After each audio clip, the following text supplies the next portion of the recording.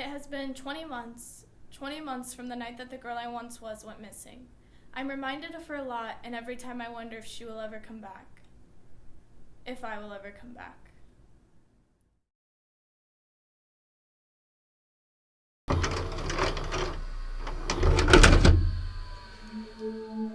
What do you think, Celia? What do you think?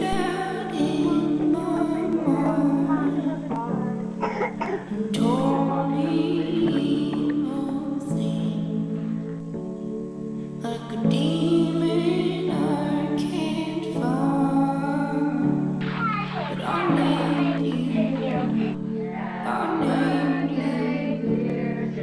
standing over my bed. Camera, what do you got? Oh, I need my camera. You do, yeah. I blame you. I blame you. I will not hear you out. You tried to drown me at the bottom of the lake. I choked on this rose.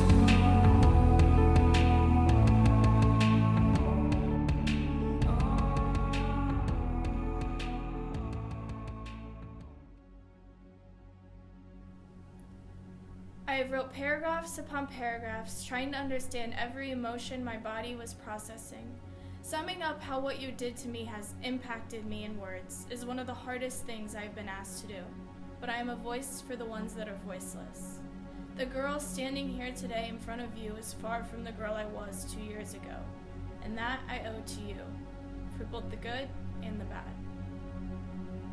I was 15 years old, stars in my eyes bursting with confidence and positivity, but on the night of July 3rd, 2017, everything I once knew had disappeared. I decided to go to that house. I did what most teenagers do, because how could I be in any danger with 4 of my friends? But it didn't end like most teenagers' nights like this would. I got home in the middle of the night and my dad came into the room. I had to force myself to talk to him as normal as I could, but all I could wonder was, what had just been done to my body? That was all that ran through my mind the next week. I began getting flashbacks, feeling the weight of you on top of me, feeling you inside of me over and over again. In my dreams, in the car, in my bed, anywhere I went, I could feel you.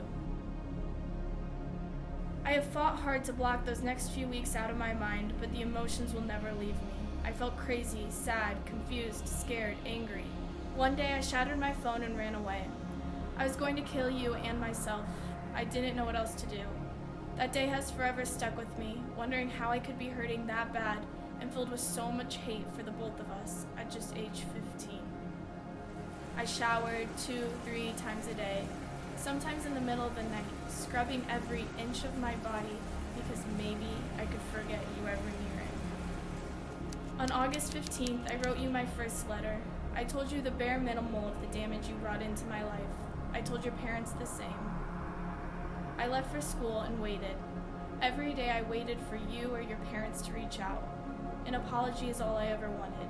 You tell me the truth, admit you're wrong, and that would be enough. But from my view, my letters were brushed under the rug. The school was aware, your coaches knew, but still, no one did anything. Nobody really wanted to talk about what happened that night because it is so incredibly messed up. But my letters didn't stop there, and because I didn't send the rest, or the ones I continued to write, I'll sum it up for you now. The day I met the detective, I wrote about how still being called a liar, or that I really just put myself in that position. And there you were, receiving tennis scholarships, a stable education, and living what seemed to be your best life. And I wasn't. I had to report it.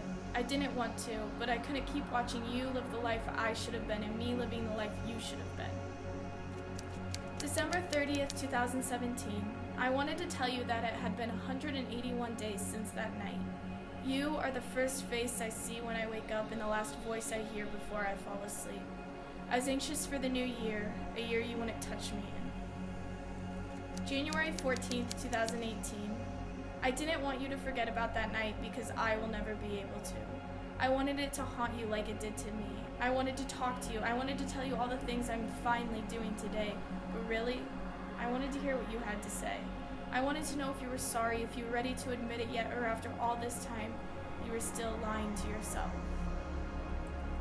March 8th, 2018. It had been 248 days that this continued to consume me. I told you that again, my feelings had changed, I had changed. I no longer cared about my story alone with the millions of other girls with stories like mine. I didn't only feel hate, disgust, and shame now, I felt sympathy and lightness.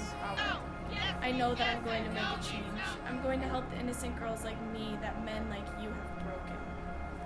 I no longer wanted to ruin your life and ruin your body and everything in between like you did to me. I wouldn't wish any more physical pain on you like the physical pain you inflicted on me. I won't hope that you scream and cry until you black out like I did. You took those 6 months of my life, but as I was starting my 7th, I felt stronger than ever. April 2nd, 2018, I was flying home from spring break and I wrote to you again. I was distressed because I knew you were going to be arrested.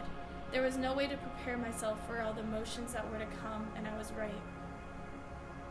April 20th, 2018, I told you how on Wednesday night I couldn't breathe. I saw your mugshot, it was finally happening, and how on Friday morning I heard your voice at the hearing.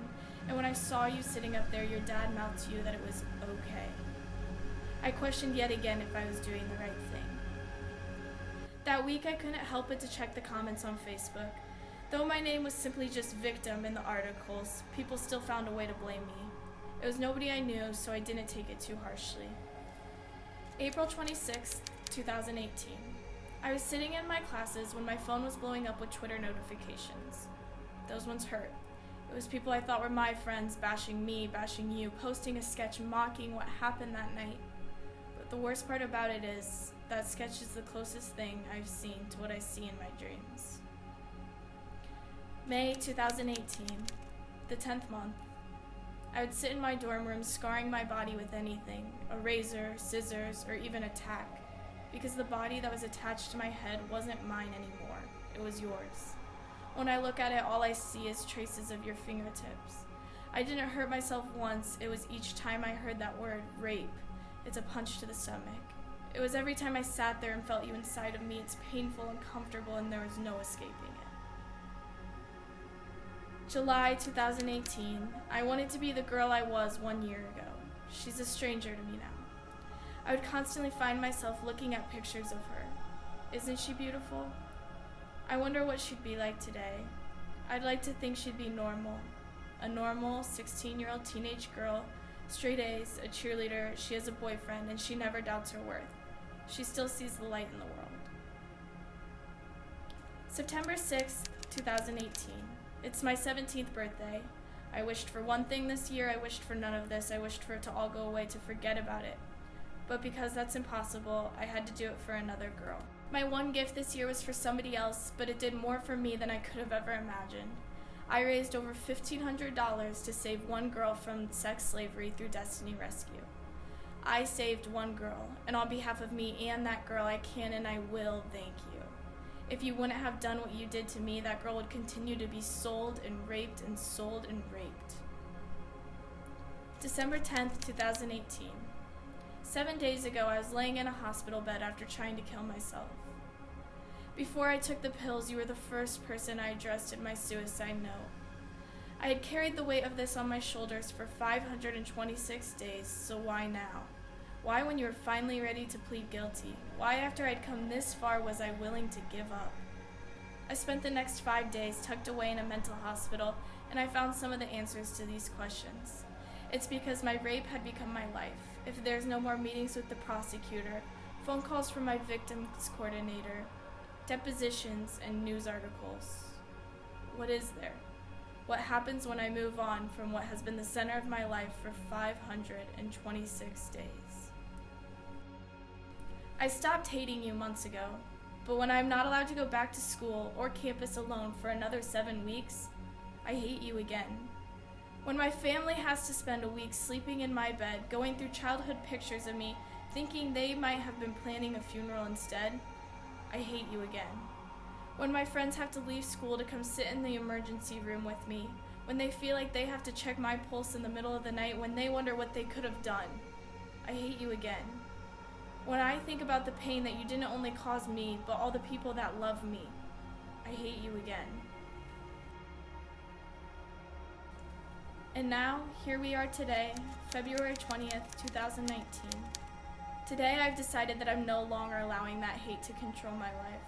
I'm no longer allowing the pain from my rape to control my life because every minute that I do is another minute that you are winning. A minute that you are hurting me all over again, a minute that you are taking away my happiness. But I am taking my life back. 597 days ago you took it from me, but today I am forgiving you for that. Forgiveness is a part of the healing process, and I would like to believe that's where I am. I can't promise I'll feel the same after my next bad dream, the next day I can't get out of bed, the times I just want to end it all, the days I hate you but I hate myself more, my next anxiety attack, or whatever happens after we leave this room. But today, I forgive you. The last words I'm going to say to you are these. Like it did to me, the one and only thing I want from this is for it to change you, but not destroy you.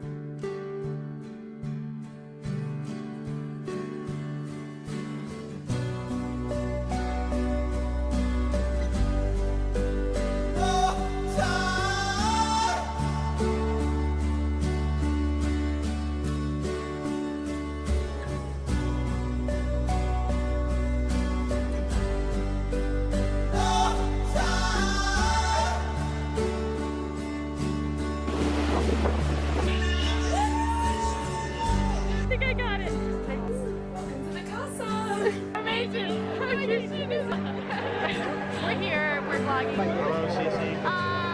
Guys, hi! Lenny long after you're gone, gone, gone. Liana! Oh my god. You wanna be on the video? Does anybody have Hi, beautiful daughter.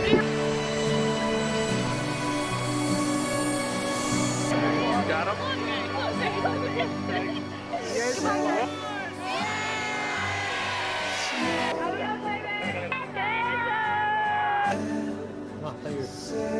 Come on,